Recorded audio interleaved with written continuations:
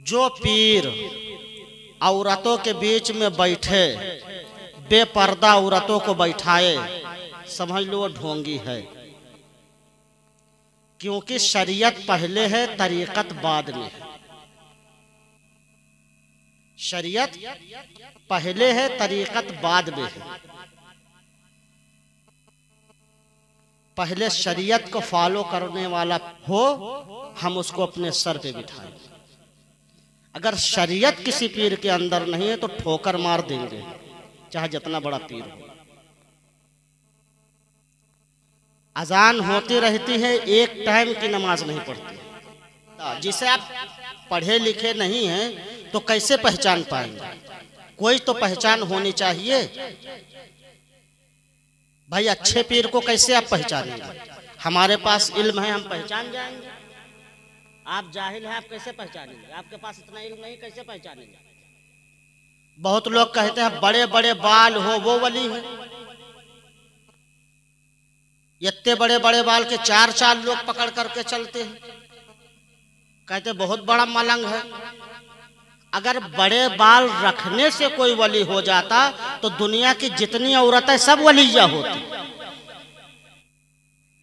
दुनिया की जितनी औरतें सब वलिया होती। और उसमें अगर जुआ तलाश करने लगा तो 5 किलो उसमें जुआ निकलेंगे। सही बता रहे हैं।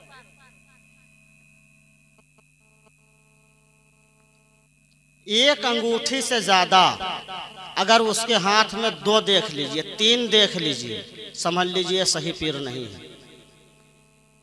अजान हो रही है, नमाज पढ़ने नहीं जा रहा है या नमाज घर में नहीं पढ़ रहा है, ढोंगी पीर है। लात मार दीजिए, चाहे जितना बड़ा पीर हो, लात मार दीजिए।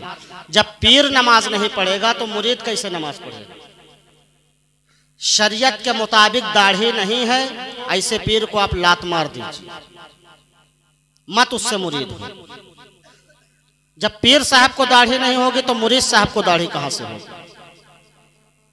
जब पीर साहब खुद शरीयत पर अमल नहीं कर रहे तो मुरीद साहब कैसे करेंगे?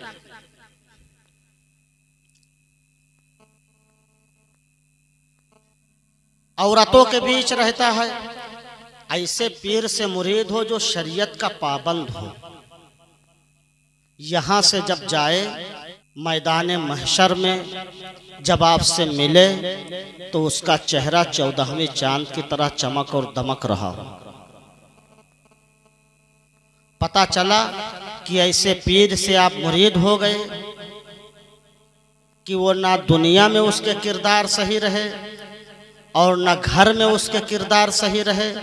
मुरीद हो गए, ना अपने बख्शिश का ठिकाना है तो मुरीदों के बख्शिश का ठिकाना क्या हो? जो खुद बख्शाया नहीं वो आपको क्या बख्शाए? और पीर अगर आलिम ना हो तो उससे भी परहेज करें। बहुत ऐसे खानकाह के सज्जादगान गद्दी पा गए हैं, कुर्सी पा गए हैं, तो पैसे की लालच में पढ़ भी नहीं रहे। सोच रहे गद्दी तो बाप की मिल ही गई है, बड़े बड़े मोटे मोटे नजराने लिफाफे तो आएंगे ही, पढ़ने की क्या जरूरत? आलिम होगा नहीं, मसला सही से उसे मालूम नहीं होगा, कुरान और हदीस के रोशनी में फैसला कर नहीं पाएगा, खुद तो डूबेगा, तुमको भी ले डूबेगा।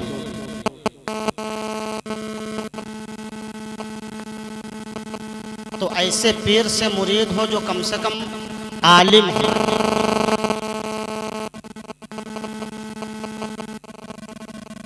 और हमारे भाइयों को पीरी मुरीदी में बहुत फंसाया जा, कहते अरे आपकी बख्शिश ये करवाएंगे कयामत की। तुम बस यही गुमराह करते हैं, यही कहते हैं।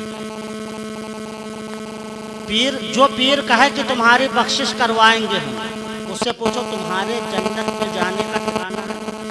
तुम जन्नत में जाओगे इसकी तुम्हारे पास सनद है? अगर सनद हो तो जरा हमको दो। उसके पास खुद सनद नहीं है, उसके पास खुद सनद नहीं कि हम जन्नत में जाएंगे कि नहीं। तो आपको क्या ले जाएगा? सबसे अच्छा अगर कोई पीर सही ढंग का मिल जाए कभी जिंदगी में तो मुरीद हो जाना, और अगर ना मिले तो मुरीद होना कोई फर्ज वाजिब नहीं है। मुरीद होना कोई फर्ज नहीं कि मुरीद ही होना जरूरी है। अपने दिल में आप सोच लो कि मैं गौसे आजम का मुरीद हूँ। गौसे आजम ने फरमाया भी है कि क़यामत तक के लिए जो अपने दिल में सोच ले कि मैं गौसे आजम का मुरीद हूँ, मैं उसका पीर हूँ, वो मेरा मुरीद है।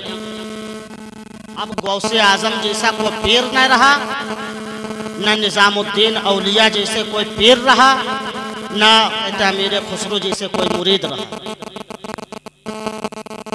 आजकल पीरों की नज़र जेब पे होती है।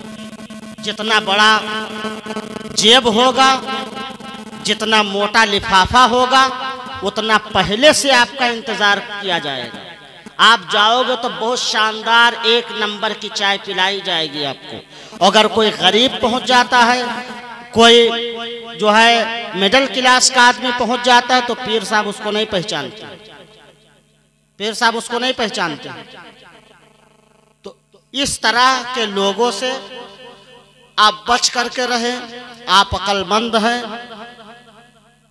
होशमंद हैं। समझाना मेरा काम है, अमल करना न करना ये आपका काम है।